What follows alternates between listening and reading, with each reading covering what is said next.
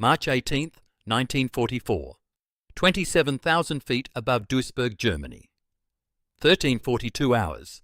The flak burst catches them without warning. Captain Robert Dutch Schultz feels the B-17 lurch violently as shrapnel tears through the bomber's aluminum skin. The sound is instantaneous and devastating, a metallic crack that drowns out even the roar of 4 Wright Cyclone engines.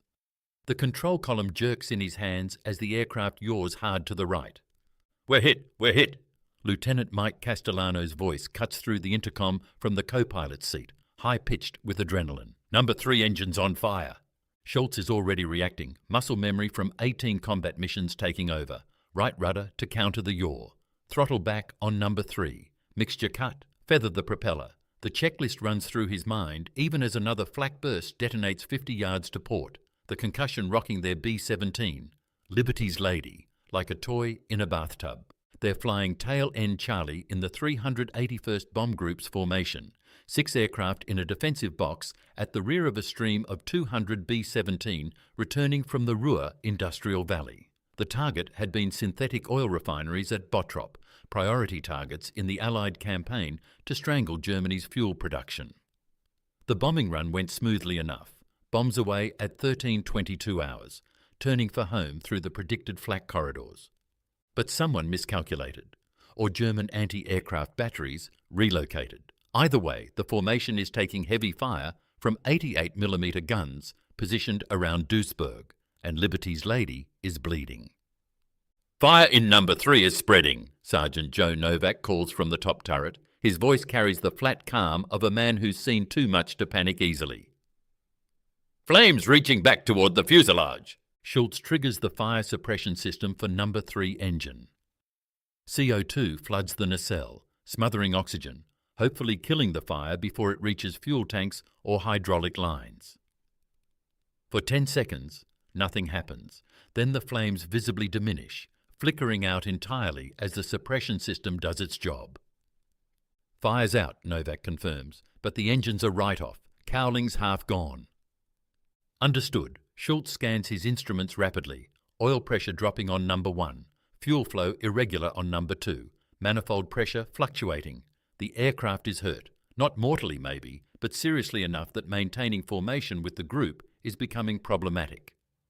Another flak burst, closer this time. Something strikes the aircraft with a sound like a giant throwing gravel against a barn door. In the waist gun positions, Technical Sergeant Bill Morrison and Staff Sergeant Eddie Kowalski are shouting, words lost in static and confusion. "Waist to pilot," Morrison's voice finally breaks through. "We've got holes back here you could throw a cat through. Eddie's hit. He's bleeding bad." Schultz's jaw tightens. How bad? Shrapnel in the shoulder and chest. He's conscious but losing blood fast. "Get him on oxygen and start first aid. Radio, call ahead to the formation. We're going to have wounded aboard when we land." "Roger." Staff Sergeant Frank Chen, the radio operator, immediately begins transmitting on the squadron frequency. But even as Chen works the radio, Schultz knows they have bigger problems. Liberty's Lady is losing airspeed, falling behind the formation's defensive coverage. The other B-17s are pulling away, not deliberately abandoning them, just maintaining the speed and altitude necessary for mutual protection. A straggler is easy prey for German fighters. "Navigator, pilot, plot me a course home. Direct route, forget the planned waypoints." In the nose compartment, Lieutenant James Walker, 22 years old, former engineering student from Michigan, hunches over his charts and instruments. Navigator's station in a B-17 is cramped even without battle damage, and Walker can see daylight through 3 new holes in the plexiglass nose. Cold air screams through the openings at 200 miles per hour, turning the compartment into a wind tunnel. Pilot, navigator, current position approximately 10 miles south of Duisburg.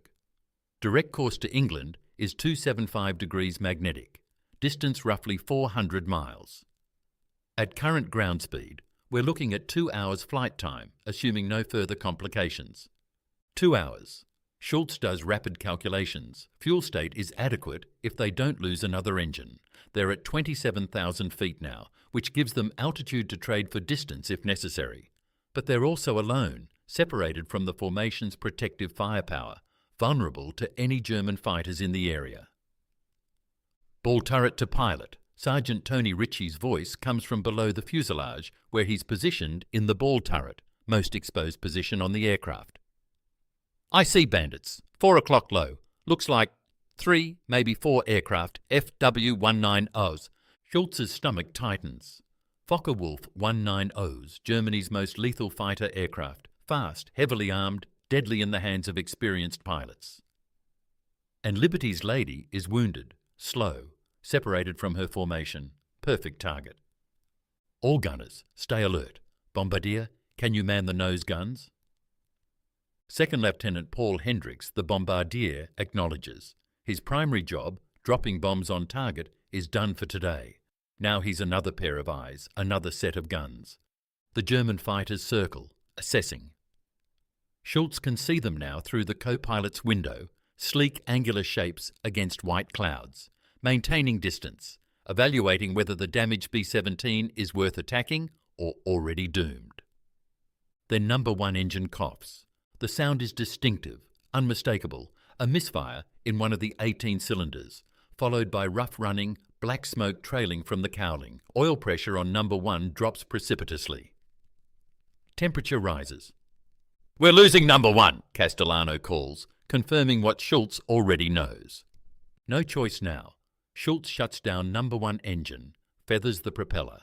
2 engines gone. Liberty's Lady is now flying on half power, and they're still 380 miles from England, over hostile territory with German fighters stalking them. The FW-190s sense weakness. They tighten their circle, moving into attack position. "Here they come!" Ritchie shouts from the ball turret. The first fighter dives from 4 o'clock high, cannon and machine guns blazing. Tracer rounds arc toward Liberty's Lady like strings of deadly pearls. Schultz banks left, trying to spoil the fighter's aim, but the B-17 responds sluggishly on 2 engines. Rounds hammer into the right wing. Schultz hears them strike, feels the aircraft shudder. The top turret rotates, Novak tracking the attacking fighter, twin .50 caliber machine guns chattering. Brass shell casings rain down into the cockpit. The smell of cordite fills the air. The FW-190 flashes past, missing by yards, rolling away to set up another pass. "I hit him," Novak reports. "Saw strikes on his fuselage." But the other fighters are attacking now, coordinating, coming from multiple angles. The ball turret fires, waist guns firing, nose guns firing. The B-17 has 13.50 caliber machine guns, and in the next 30 seconds, most of them are shooting, filling the sky around Liberty's Lady with bullets. One of the FW-190s breaks off, trailing smoke, possibly damaged, possibly just conserving ammunition. The remaining fighters press their attack with professional persistence. They're not rookies. These are experienced pilots who know how to kill bombers. Another burst of cannon fire strikes the tail section. In the tail gunner's position, Sergeant Mike O'Brien returns fire despite shrapnel wounds to his leg, his guns hammering until one jams, then continuing with the other. "We can't take much more of this," Castellano shouts. Schultz knows it. They're being chewed apart. Every attack inflicts more damage, degrades the aircraft's capability further. It's only a matter of time before something critical is hit. Flight controls, fuel tanks, a crewman in an exposed position. Then, miraculously, the fighters break off. All 3 simultaneously peel away, diving toward lower altitude, heading north. "They're leaving," Hendricks calls from the nose. "Why are they leaving?" Walker, the navigator, has the answer. P-51s, 6 o'clock high. I count 8, no, 10 aircraft. Our little friends showed up. The cavalry has arrived. American P-51 Mustang fighters, long-range escorts that can accompany bombers all the way to target and back. They must have spotted Liberty's Lady struggling, peeled off from their assigned formation to provide protection. The Mustangs don't pursue the fleeing German fighters. Instead, they form a protective screen around the damaged B-17, shepherding her toward home. Schultz allows himself a moment of relief. They're not safe yet, far from it, but at least they're not fighting alone anymore. "Navigator, confirm our course. 275 degrees. Walker checks his instruments, compares readings to his charts. Pilot, navigator, we have a problem. The compass is acting erratically. I think we took damage to the flux gate system during the fighter attack. Magnetic heading is unreliable. Can you navigate by dead reckoning? Affirmative, but Walker hesitates. Sir, we're not where we should be. The evasive manoeuvring during the fighter attack pushed us south, and with the compass unreliable, I can't give you a precise heading correction without ground reference points. Schultz processes this. They're lost, not completely, but enough that Walker can't plot an accurate course without visual navigation. What do you need? A clear view of the ground. If I can identify landmarks, compare them to my charts, I can triangulate our position and give you a corrected heading. Roger, I'm descending to 20,000 feet. Everyone stay sharp. He eases the control column forward. Liberty's Lady begins a gentle descent. Two remaining engines labouring to maintain airspeed. The P-51 escorts follow, maintaining their protective formation. At 20,000 feet, the cloud layer below breaks up enough to reveal the ground. Germany stretches beneath them. Forests, fields, towns, rivers. From this altitude, the landscape looks almost peaceful. No sign of the war devastating Europe. Walker studies the terrain carefully, comparing what he sees to his navigation charts. Rivers are the best landmarks. They don't move, don't change, appear clearly on maps. He spots a significant waterway running roughly north-south, traces it to where it meets a smaller tributary.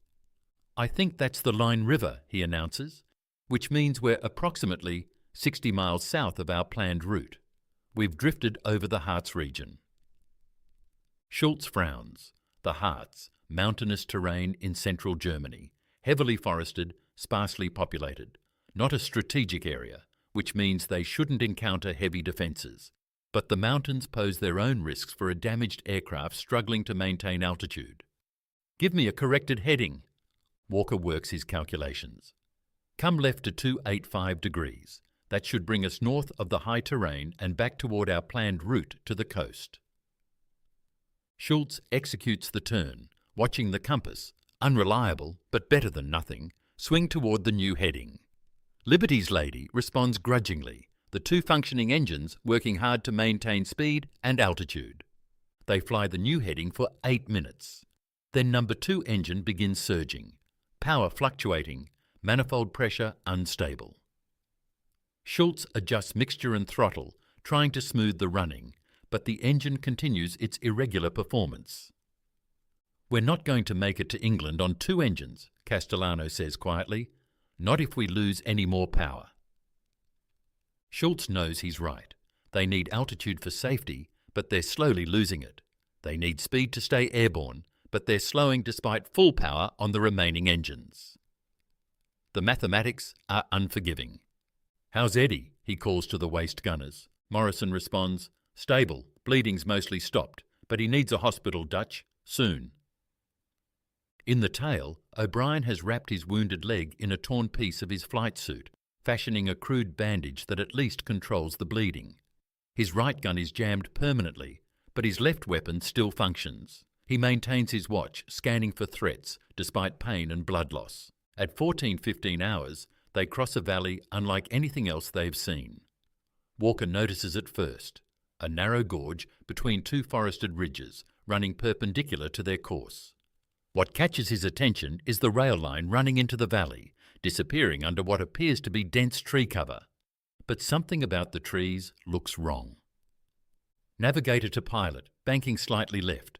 I want a better look at something. Make it quick. We don't have fuel or altitude to sightsee. Walker leans closer to the plexiglass, studying the valley below. The rail line definitely disappears under tree cover, but the trees are too regular, too uniform. Camouflage netting, he realizes. Extensive camouflage covering. What? In the nose, Hendricks has left his bombardier's position to man the forward gun camera, a motion picture camera synchronized with the bomb sight, normally used to document bombing accuracy. The camera is still running from their earlier bomb run, the wounded Kowalski having bumped the control before losing consciousness, unable to reach back and shut it off. The camera captures 10 seconds of footage as Liberty's Lady passes over the camouflaged valley. 10 seconds showing rail lines, what appear to be large ventilation structures protruding from a hillside, and massive concrete emplacements that shouldn't exist in this supposedly non-strategic area. Then they're past, continuing northwest toward England, leaving the valley behind. Neither Walker nor Hendricks mentions what they saw. They're focused on survival, getting Liberty's Lady and her wounded crew home safely. The strange valley is just another piece of German landscape passing below, notable only for its camouflage, forgotten almost immediately as No. 2 engine's problems worsen. The gun camera continues running, film spooling through its mechanism, recording sky and clouds and nothing of tactical significance. Except for those 10 seconds. 10 seconds that will change the course of the V2 rocket program and alter the strategic bombing campaign's final year. But that's later. Right now, Liberty's Lady is still 300 miles from England, flying on 2 failing engines, carrying 2 wounded men and 7 others, whose survival depends on Dutch Schultz's skill and luck holding just a little longer. March 18th, 1944, 16:47 hours. RAF Kimbolton, Cambridgeshire, England. Liberty's Lady touches down on the main runway with a screech of tyres and a groan of stressed metal. Schultz holds the B-17 straight as she decelerates, compensating for the loss of 2 engines on the right side. The remaining port engine sounds like it's trying to shake itself apart, but it's gotten them home. That's all that matters. Fire trucks and ambulances chase the bomber down the runway, their bells clanging urgently. The moment Liberty's Lady rolls to a stop, medical personnel swarm aboard, extracting Eddie Kowalski and Mike O'Brien on stretchers. Both men are conscious. Both will survive, though Kowalski's wounds will end his combat flying career. Schultz shuts down the surviving engines and sits motionless for a long moment, hands still gripping the control column. Beside him, Castellano is already unbuckling, eager to escape the aircraft that's been their prison for nearly 4 hours. But Schultz just sits, feeling the adrenaline drain away, replaced by exhaustion so profound it's almost narcotic. "Hell of a ride, Dutch," Castellano says quietly. "Yeah." Schultz finally releases the controls, flexes his cramped fingers. "Hell of a ride." The post-flight inspection reveals damage that makes the ground crew chief whistle in disbelief. Over 200 shrapnel and bullet holes, 2 engines completely destroyed, hydraulic system compromised, tail section so badly damaged it will require complete replacement. The starboard wing has a hole large enough to crawl through. "She'll fly again," the crew chief announces after completing his assessment, "but not for 6 weeks, maybe 8. This bird needs a complete rebuild." Schultz nods numbly. He's already thinking about their next mission, scheduled for 4 days from now. They'll fly a different B-17 with a different name, but the same crew minus Kowalski. Someone will replace him in the waist gun position. A replacement who hasn't yet arrived at Kimbolton, who doesn't know he'll be joining a crew that's cheated death 18 times already. The debriefing takes an hour. Intelligence officers want every detail: target assessment, flak positions, fighter tactics, damage sustained. Schultz recounts the mission methodically, fighting to keep his eyes open as exhaustion pulls at him. "And after the fighter attack?" the intelligence officer prompts. "You were off your planned route. What did you see during your return flight?" "Countryside, mostly. Woods and fields. Walker navigated us back on course after the compass was damaged." "Any noteworthy installations? Industrial facilities? Troop concentrations? Anything that seemed unusual?" Schultz searches his memory, finds nothing significant. "No, sir, just standard terrain. We were focused on staying airborne, not sightseeing." The intelligence officer makes notes, clearly disappointed. Every bomber crew is debriefed for tactical intelligence. Even unsuccessful missions can provide valuable information. But Liberty's Lady's unplanned route apparently revealed nothing of interest. The debriefing concludes. Schultz and his crew are dismissed to the mess hall for a hot meal, then blessed sleep. The gun camera film is removed from Liberty's Lady as a matter of routine, labelled with the mission date and aircraft number, sent to the Photo Reconnaissance Interpretation Unit at RAF Medmenham for analysis. Standard procedure for all combat missions. The film rarely shows anything useful, but occasionally provides bomb damage assessment or documents enemy positions. This particular film canister is marked partial, camera malfunction suspected, because it contains footage from after the bomb run, when the camera should have been switched off. Likely just sky and clouds, the processing technician notes, but regulations require all film to be developed and reviewed. The canister joins thousands of others awaiting analysis. March 22, 1944. RAF Medmenham, Buckinghamshire, England. Flight Officer Sarah Mitchell leans close to the stereoscopic viewer, examining a pair of reconnaissance photographs showing rail yards near Frankfurt. The 3D effect created by overlapping images from slightly different angles reveals details invisible in single photographs. Camouflaged buildings, hidden track spurs, suspicious earthworks. She's been doing this work for 18 months, part of the Central Interpretation Unit analysing thousands of photographs weekly from reconnaissance flights and gun cameras. It's painstaking, tedious work requiring intense concentration and an eye for detail. Most photographs reveal nothing significant, but occasionally, very occasionally, something important emerges from the endless stream of images. "Sarah, got a batch of gun camera footage for you," calls out Section Officer Helen Davies, dropping a stack of film cans on Mitchell's desk. "Routine stuff mostly, but there's one marked as possible malfunction. Have a look when you get a chance." Mitchell nods, finishing her analysis of the Frankfurt rail yards before turning to the gun camera films. She threads the first reel into the viewing machine, watches bomber footage from a raid on Schweinfurt. Bombs falling, flak bursts, nothing unusual. The second reel shows similar content from a different raid. The third reel is the one marked partial, camera malfunction suspected. She threads it into the machine, begins viewing. The first portion shows standard bombing run footage. Target approach, bomb release, turn away from target.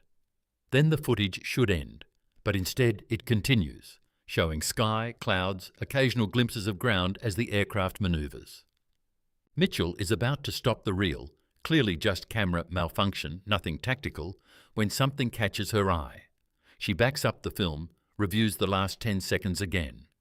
There. A valley briefly visible as the aircraft banks. Rail lines. What appears to be dense forest. But something about the forest looks geometric, too regular. She stops the film, advances it frame by frame. 3 frames show the valley clearly enough for analysis.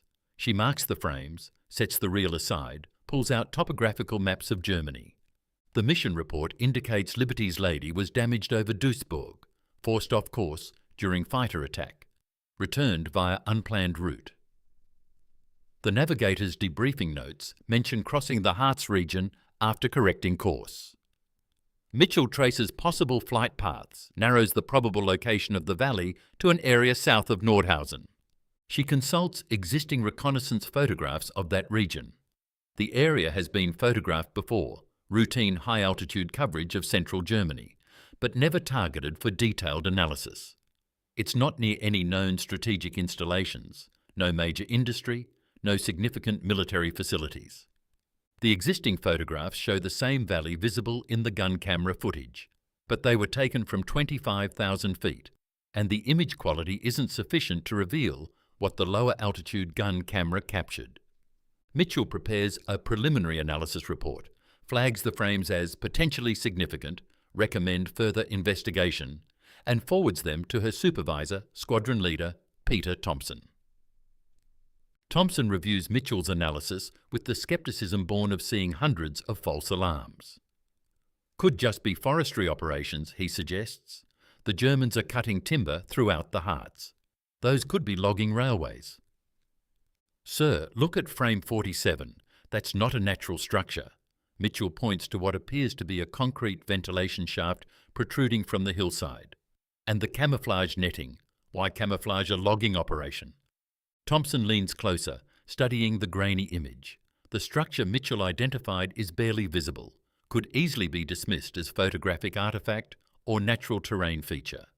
But her instinct says otherwise. and Thompson has learned to trust his analyst's instincts. All right, I'll request a dedicated reconnaissance sortie. We'll get proper photographs from multiple angles, proper altitude. If there's something there, we'll find it. March 25th, 1944, 31,000 feet above Nordhausen, Germany, 11:23 hours. Flight Lieutenant David Harper flies his Spitfire PR Mark 11 in a precise grid pattern over the Harz region. Cameras recording everything below with exquisite detail. The Spitfire photo reconnaissance variant carries no weapons, just cameras and extra fuel, relying on speed and altitude for survival. The mission parameters are specific. Photograph a 15-mile square area centered on coordinates provided by Medmenham. Multiple passes at different altages and angles to provide stereoscopic coverage. Harper doesn't know why this particular piece of German countryside merits detailed photography. That's not his concern. His job is to fly the pattern, operate the cameras, avoid getting shot down. German flak batteries open fire as he crosses into the target area, but at 31,000 feet, he's above effective range. The black puffs of exploding shells burst thousands of feet below. More nuisance than threat. He maintains course, cameras clicking at precise intervals, film advancing through the mechanisms. 3 passes over the valley at different headings. Then climb to 35,000 feet for high-altitude vertical shots. Finally, descending to 28,000 feet for oblique angle coverage. The entire photographic run takes 18 minutes. Harper turns for home. Mission complete. German fighters scrambling too late to intercept. The Spitfire PR Mark 11 is one of the fastest aircraft in the sky. They'll never catch him.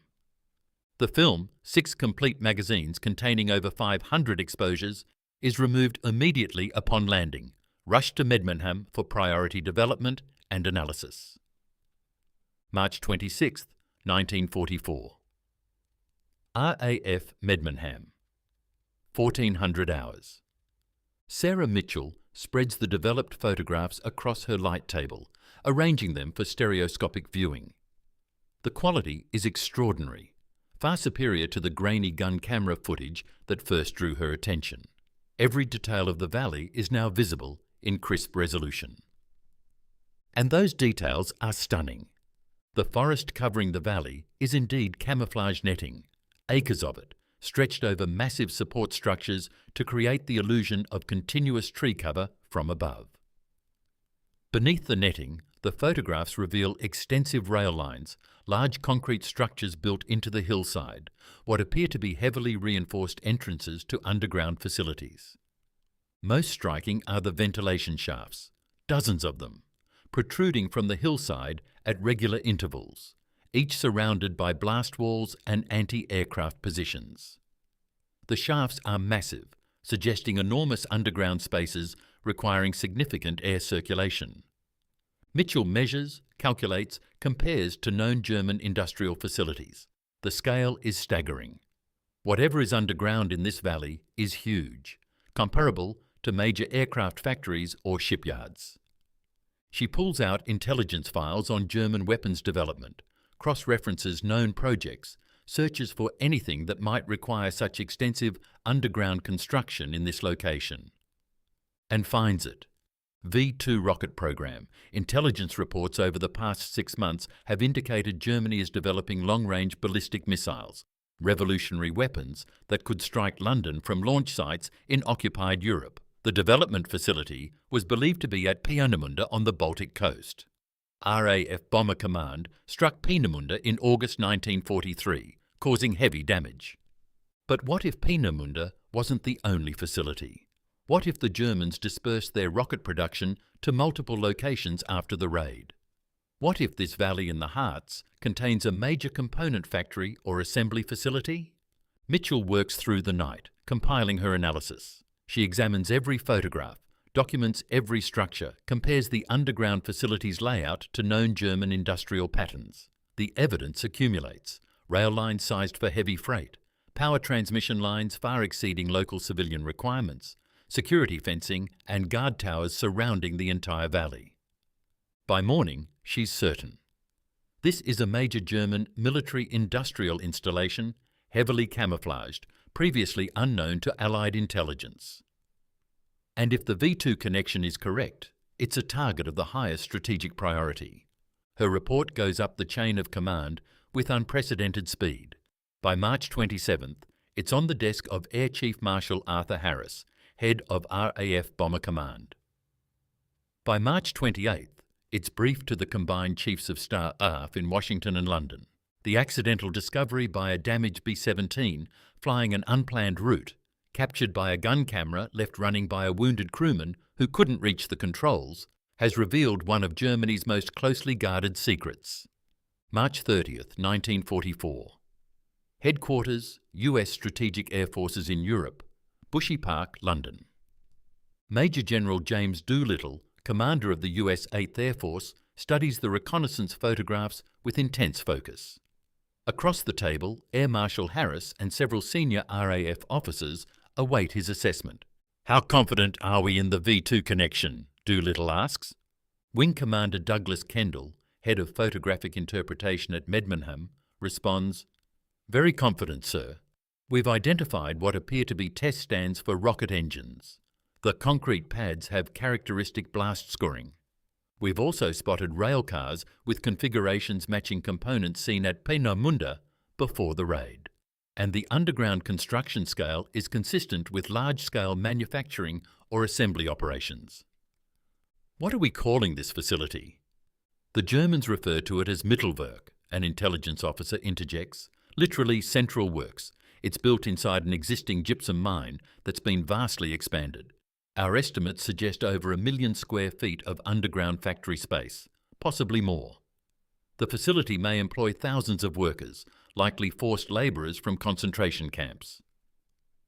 Doolittle processes this: 1 million square feet underground, protected from conventional bombing by hundreds of feet of rock. This isn't a target that can be destroyed by hitting the factory itself. The bombs would never penetrate deep enough. "What are our options?" he asks. Harris leans forward. The facility itself is nearly invulnerable to bombing, but it has vulnerabilities. It requires rail access for bringing in raw materials and shipping out completed rockets. It requires electrical power from external generating stations. It requires ventilation. Those shafts we've identified are essential for air circulation in the underground spaces. We can't destroy the factory, but we can strangle it. "Precision bombing," Doolittle says, understanding immediately. "Take out the rail infrastructure, the power stations, the ventilation systems. Make the facility unusable even if we can't collapse the tunnels." Exactly. We've identified 4 critical choke points.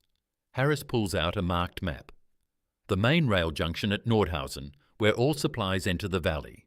2 electrical substations providing power to the facility. And this ventilation complex, he taps a photograph, which appears to be the primary air intake for the entire underground network. Doolittle studies the targets.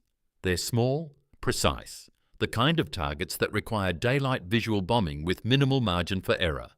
Miss by 500 feet and the bombs land harmlessly in empty countryside. How many sorties? We estimate 100 heavy bombers minimum for each target.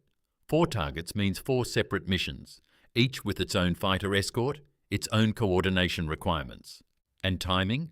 Harris's expression hardens. Intelligence suggests Mittelwerk will begin full-scale V2 production within weeks. Once those missiles start arriving in occupied France, London faces bombardment by weapons we cannot defend against. No warning, no interception possible. Each V2 carries a 1-ton warhead and strikes at 3 times the speed of sound. The psychological impact alone could be devastating. Doolittle nods slowly. The V1 flying bombs, buzz bombs, have been hitting London since June 1943. They're frightening, but can be shot down by fighters or anti-aircraft fire. The V2 is different, a ballistic missile launched from hundreds of miles away, reaching the edge of space before plummeting down on its target. No defence exists. All right, Doolittle decides, we'll prioritise this. I'll commit the necessary bomber groups and fighter escort. But I want this done right. Precision attacks, visual bombing only, no blind drops through cloud cover. We get one chance at most of these targets before the Germans reinforce their defences. Agreed, Harris says. I'll coordinate RAF Pathfinder support for target marking. When can you be ready? Give me 3 weeks. We need to brief crews, photograph final approach routes, prepare target folders, do little pauses, looking at the photographs again. And we need to verify this intelligence is accurate. I'm committing hundreds of aircraft and thousands of men based on analysis of accidental gun camera footage. If we're wrong, if this is actually a gypsum mine and nothing more, we'll have wasted resources and lives on a wild goose chase. Wing Commander Kendall speaks up. Sir, we're not wrong. The evidence is overwhelming. This is a major German military installation and all indicators point to V2 production. Then we'll hit it, Doolittle says simply. Hard. The meeting concludes with orders issued for detailed mission planning.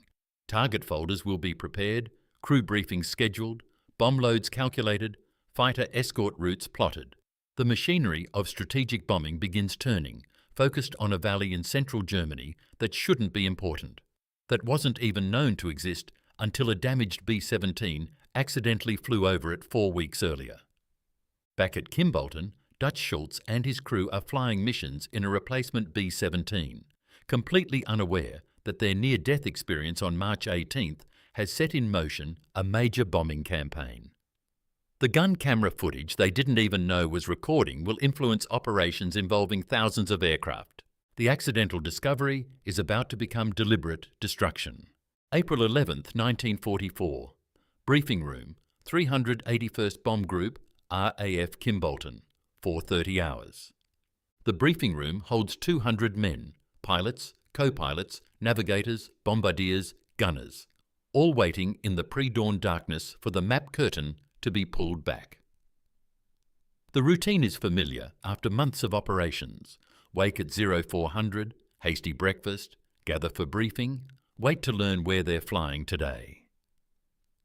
The atmosphere always carries tension, but this morning feels different. The number of senior officers present, group commanders, wing staff, even a visiting brigadier general, suggests something significant. Captain Dutch Schultz sits in the third row, his new co-pilot, Lieutenant Raymond Foster, beside him. Foster replaced Castellano, who completed his tour 2 weeks ago and rotated home. The rest of Schultz's crew remains intact, including a replacement for Kowalski, Sergeant Danny Mitchell from Brooklyn, young and eager, not yet tempered by combat. Colonel Joseph Nazaro, the 381st commanding officer, steps to the podium. Gentlemen, your attention. The room quiets instantly. Nazaro is respected, a combat veteran himself, not a desk officer playing general. When he speaks, crews listen. Today's target is something different, Nazaro begins. He nods to an aide, who pulls back the curtain covering the wall map. Red ribbon stretches from England across the North Sea, over Germany, terminating at a point in central Germany marked with a red circle. Nordhausen Rail Junction, Nazaro announces. Our objective is complete destruction of the marshalling yards and associated rail infrastructure. Murmurs ripple through the room. Nordhausen isn't a familiar target, not like the Ruhr industrial cities or Berlin or the synthetic oil refineries that have dominated recent missions. Several navigators are already consulting maps, trying to place the location. I know what you're thinking, Nazaro continues. Why Nordhausen? It's not a major city, not an obvious strategic target. I'm going to tell you something that stays in this room. Is that clear? 200 voices respond. Yes, sir. Intelligence has identified a major German weapons facility near Nordhausen. Underground factory producing components for V2 rockets, the ballistic missiles Germany plans to use against London and other cities. The facility itself is invulnerable to bombing. It's inside a mountain. But it depends on rail transport for raw materials and finished components. Our job is to cut those rail lines permanently. He pauses, letting this sink in. This is a precision target. The rail junction is small, the aim point specific. We're not carpet bombing a city. We're surgically removing a critical capability from the German war machine. Miss the target and we accomplish nothing. Hit it accurately and we delay V2 production by months. A map of the Nordhausen rail junction appears on the screen behind him. Vertical reconnaissance photograph marked with coloured overlays showing primary and secondary aim points, flak positions, expected fighter approach routes. The 381st will provide 24 aircraft as part of a larger force totalling 96 B-17. The first bomb wing will hit the rail junction itself. We're bombing from 22,000 feet, lower than usual, to improve accuracy. Expected flak is heavy, expected fighter opposition is moderate. P-51 escort will stay with us to target and back. Nazzaro's expression hardens. I'll be honest, this is a dangerous mission. Low altitude means more exposure to flak. Precision target means we can't drop and turn away. We have to fly straight and level through the bomb run, hold formation, give the bombardiers time to aim properly. We're going to take losses, but the target is worth it. The briefing continues for another hour. Weather forecast. Clear over target, scattered cloud en route. Fighter escort rendezvous points. Radio frequencies. Emergency procedures. Specific bombing instructions. The lead bombardier will drop on visual identification of the rail junction's central switching complex. Following aircraft will drop on his smoke markers. At 05:45, the briefing concludes. Crews head to equipment rooms to collect flight gear, then to their aircraft. Across 4 airfields in East Anglia, similar briefings are concluding, crews preparing for the same mission. The 8th Air Force is committing substantial resources to this operation. Nearly 100 heavy bombers plus fighter escort, all focused on destroying a rail junction most Americans have never heard of. Schultz walks to his B-17, a newer model than Liberty's Lady, christened Memphis Belle II by its original crew. He conducts the pre-flight inspection methodically, checking control surfaces, examining engines, ensuring bomb bay doors operate correctly. Foster follows him through the checklist, learning the routine. Ever hit a target this small before? Foster asks. Once, rail bridge over the Rhine. We missed by 300 yards, bombs landed in a cow pasture. Hope we do better today. At 07:15, engines start across the airfield, the sound of 96 Wright Cyclone engines warming up, a roar that drowns conversation. Schultz starts Memphis Belle II's engines in sequence, watching temperatures and pressures stabilize. Everything green. At 07:42, the lead aircraft begins rolling. One by one, the B-17S taxi to the runway, take off in 30-second intervals, climb into morning sky still dark with pre-dawn twilight. The formation assembles over England, a complex aerial ballet as 96 bombers find their positions, join into groups, groups join into wings. Wings form the combat box that will cross the channel. Schultz flies in the high right position, better than tail end Charlie, but still exposed. Memphis Belle II carries 12 500-pound bombs, 6,000 pounds of high explosives, targeted at a rail junction in Germany. They cross the Dutch coast at 0908 hours. German radar tracks them immediately.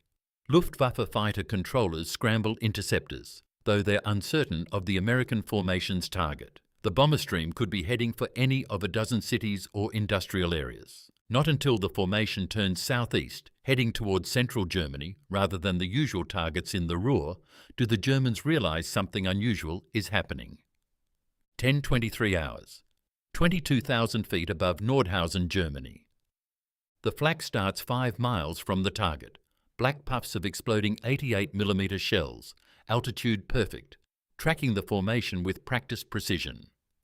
The first burst catches the lead squadron, shrapnel ripping through aluminum skin. A B-17 in the low position staggers, number 3 engine smoking, but maintains formation. Schultz focuses on his instruments, holding position in the formation precisely.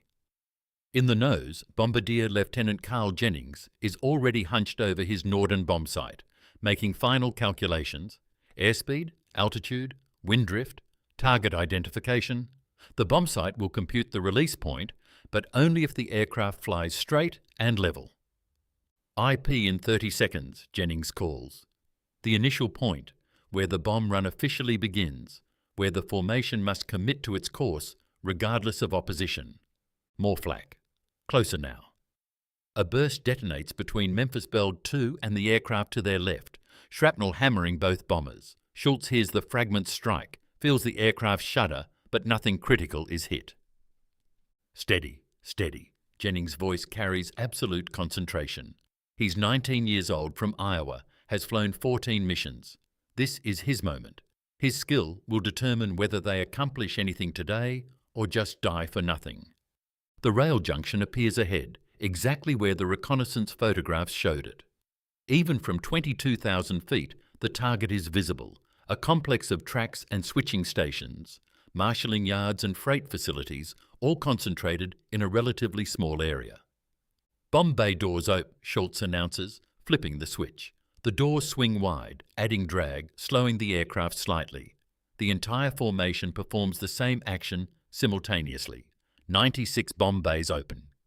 Opening, exposing 12 million pounds of high explosive to German flak gunners below. The flak intensifies. The German batteries know the Americans are committed now, can't maneuver, must fly straight and level through the bomb run. The black bursts multiply, filling the sky around the formation with shrapnel and concussion. A B-17 in the low squadron takes a direct hit. The aircraft explodes, disintegrating in mid-air, pieces falling towards Earth trailing smoke and flame. No parachutes. 7 men dead in an instant. "Steady," Jennings murmurs, eyes pressed to the bomb site. "Steady, steady." 30 seconds. The longest 30 seconds of Schultz's life, holding the aircraft absolutely level while flak tears through the formation. Another B-17 falls out of position, wing shattered, diving away in a death spiral. "Bombs away!" Jennings hits the release. Memphis Belle II lurches upward as 6,000 pounds drop free. All around them, the other B-17Es release simultaneously, hundreds of bombs falling toward the rail junction in a precisely timed cascade. Schultz doesn't wait to observe results. He banks hard left, following the lead aircraft, closing the bomb bay doors, advancing throttles to full power. Get away from the target area, get away from the concentrated flak, regroup the formation for the flight home. Behind them, the bombs strike. The lead bombardier's aim was perfect. His bombs hit the central switching complex dead center. Following aircraft dropped on his markers, their bombs walking across the marshalling yards in a pattern of destruction. 500 bombs, each weighing 500 pounds, each loaded with amatol explosive that detonates with devastating force. The rail junction ceases to exist. Tracks are torn up, twisted into scrap metal. Switching stations collapse into rubble. Freight cars are blown apart, their contents scattered across the impact area. Signal towers topple, bridges over the rail lines crater and fall. Secondary explosions ripple through the marshalling yards as fuel cars and ammunition cars detonate, adding to the destruction. Smoke rises thousands of feet, visible for 50 miles. Photo reconnaissance aircraft flying behind the bomber formation capture the results. The rail junction is completely destroyed. No train will use those tracks for months, maybe longer. The underground factory at Mittelwerk has just lost its primary supply line. The formation regroups, counts losses. 7 B-17 destroyed, 42 damaged, 63 casualties among the crews. The cost is high, but the target is destroyed. Schultz flies Memphis Belle II home on autopilot, his hands shaking slightly with delayed adrenaline reaction. Foster sits quietly beside him, processing his first combat mission's intensity. In the back, the crew is subdued. They saw the B-17s go down, saw men die. They land at Kimbolton at 13:47 hours. Ground crews swarm the returning bombers, assessing damage, beginning repairs. Memphis Belle II has 38 flak holes, one engine running rough, hydraulic system leaking, but she's flyable. They were lucky. The debriefing is quick. Intelligence officers want immediate assessment of bombing accuracy, damage observed, enemy opposition. Schultz reports what he saw. Target hit, heavy flak, multiple aircraft lost. Only later does he learn the bigger picture. The Nordhausen raid was one of 4 coordinated strikes against Mittelwerk's support infrastructure. While the 381st hit the rail junction, Other bomb groups struck electrical substations and the ventilation complex. All 4 missions achieved their objectives. The underground factory at Mittelwerk is now isolated. No rail access for supplies, no electrical power for machinery, no ventilation for the vast underground spaces. The facility is physically intact but functionally paralysed. German attempts to restore capability will take weeks. Every day of delay is one more day that V2 rockets aren't being produced. One more day that London isn't under ballistic missile attack. April 14th, 1944. RAF Medmenham, Buckinghamshire. Sarah Mitchell examines the post-strike reconnaissance photographs with satisfaction. The bombing accuracy exceeded expectations. The rail junction is obliterated, the power substations destroyed, the ventilation complex damaged beyond immediate repair. But what interests her more are the photographs showing the valley itself. The camouflage netting that previously covered the entire area has been partially removed, presumably to allow emergency crews access to the damaged ventilation shafts. For the first time, aerial photography reveals the full extent of the underground facility. She counts 64 separate tunnel entrances, each large enough to accommodate rail cars. She identifies what appear to be barracks for workers, likely forced labourers from nearby concentration camps. She maps the facility's layout, estimates its production capacity, documents everything for the intelligence files. The accidental discovery by Liberty's Lady has become the most significant targeting intelligence of 1944. The facility that was completely unknown 4 weeks ago is now one of the most photographed sites in Germany. Mitchell's analysis reveals something else. Despite the bombing damage, the Germans are already working to restore capability. Repair crews are visible in the photographs, clearing rubble from the rail lines, erecting temporary power lines, installing emergency ventilation equipment. She prepares a follow-up report. Subject facility shows signs of reconstruction efforts. Recommend continued surveillance and possible additional strikes to prevent restoration of operational capability. The report goes up the chain. Within days, planners are preparing follow-up missions, not massive strikes like April 11th, but smaller precision raids targeting repair efforts, keeping Mittelwerk suppressed, preventing its return to production. The campaign that began with an accidental discovery is becoming a sustained effort. May 3, 1944. Mittelwerk Underground Factory near Nordhausen, Germany. Sturmbannführer Hans Kammler, SS officer responsible for WWII production, walks through the darkened tunnels with growing frustration. Emergency lighting provides minimal illumination. The main power system is still offline 3 weeks after the American bombing raids. Ventilation is limited to portable equipment, making the underground air stale and oppressive. Rail access remains severed, supplies stockpiled outside the tunnel entrances because there's no way to transport them inside. Production has stopped completely. The assembly lines sit idle, the machine tools silent, thousands of slave labourers, concentration camp prisoners pressed into service, wait in their barracks with nothing to do. When will the rail line be restored? Kammler demands of the engineer accompanying him. 6 weeks, Herr Sturmbannführer, perhaps 8. The Americans destroyed not just the junction, but kilometres of track in multiple locations. We must rebuild from scratch. Unacceptable. The Führer demands WWII production regime immediately. The engineer says nothing. What can he say? The Americans have strangled Mittelwerk without touching the facility itself. The tunnels are intact, the machinery undamaged, the workers available. But without rail transport, without electrical power, without proper ventilation, production is impossible. Kammler knows the strategic situation. The V2 was supposed to be operational by now, raining terror on London, forcing Britain to negotiate. But production delays, first at Peenemünde after the RAF raid, now at Mittelwerk after the American campaign, have pushed the deployment date back repeatedly. How did the Americans even know about Mittelwerk? The facility was among Germany's most closely guarded secrets. The camouflage was perfect, the security absolute. Yet somehow Allied intelligence discovered it, photographed it, targeted it with precision, that suggests detailed knowledge. A security leak? A spy network? Kamler has ordered investigations, interrogations, security reviews. Nothing explains the intelligence failure. What he doesn't know, what he'll never know, is that the discovery was pure accident. A damaged B-17 forced off course, flying an unplanned route with the gun camera left running by a wounded crewman who couldn't shut it off. 10 seconds of footage, captured by chance, analysed by a sharp-eyed photo interpreter who noticed something wrong about the trees. The entire campaign that crippled Mittelwerk began with an accident. June 6, 1944. D-Day. Allied forces land in Normandy.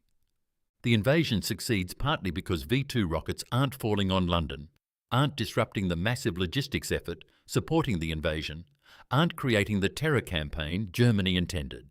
The delays in V-2 production, caused by the Peenemünde raid and the Mittelwerk campaign, have provided a crucial window. The first operational V-2 finally launches on September 8, 1944, 4 months later than planned. Over the following months, thousands will strike London, Antwerp and other cities, killing thousands, causing terror and destruction. But they arrive too late to affect the invasion's outcome, too late to change the war's trajectory. The 4-month delay in V-2 deployment, caused by the Mittelwerk campaign, caused by the accidental discovery, may have been strategically decisive. March 18, 1945. Exactly 1 year after Liberty's Lady's damaged flight over the Harz.